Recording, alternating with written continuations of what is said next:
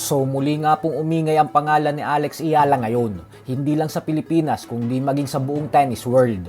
Ito po ay dahil sa nagawa niyang masilat ang veteranong 30 anyos na world rank number 8 na si Jasmine Paolini ng bansang Italia sa naging laban nila kagabi sa round of 32 ng Dubai Tennis Championship. Pumasok sa laban si Ayala bilang heavy underdog nang dahil sa world rank number 47 siya.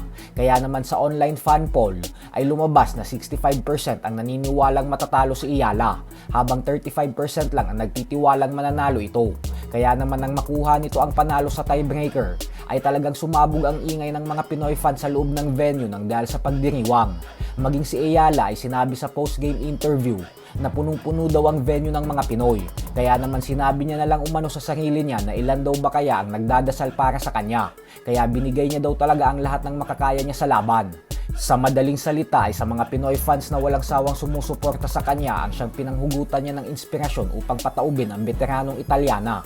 Dahil sa panalong ito ni Ayala ay aabante na siya sa round of 16 kung saan makakatapat niya si Sorana Cîrstea ng bansang Romania. Mamaya na rin ang kanilang laban, 12:30 AM Philippine time. Kaya puyatan na naman ito para sa mga Pinoy fans. Inaasahan naman na aakyat ang rankings ni Ayala mula number 47 hanggang sa number 38 nang dahil sa pagtalo niya kay Paolini.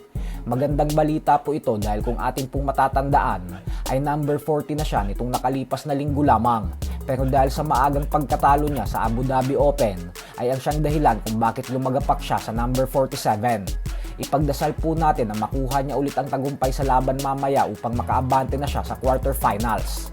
Samantala, bumasag nga po ng record si Ayala nang dahil sa panalo niya kay Paolini. Ito po ay dahil siya na ang pinakabatang Asian tennis player na may pinakamadaming natalong WTA Top 10 World Rank player sa buong kasaysayan. Sa edad na 20 years old, ay nagawa niyang basagin ang dating may hawak ng record na si Naomi Osaka ng Japan. Kaya malaking bagay po talaga ito para kay Ayala. Sa kasalukuyan ay may 3 panalo na si Ayala kontra sa mga top 10 world rank players. Sa kabuuhan ay 3 panalo at 2 talo ang record niya sa top 10 players at 5 panalo at 4 na talo naman sa top 20 players. Bukod dyan ay siya din ang hinirang bilang 2025 Female Athlete of the Year sa Philippine Sports Writer Association Awards kahapon lamang, habang si Carlos Yulo naman ang Male Athlete of the Year. So hanggang dito na lang po muna tayo mga idol.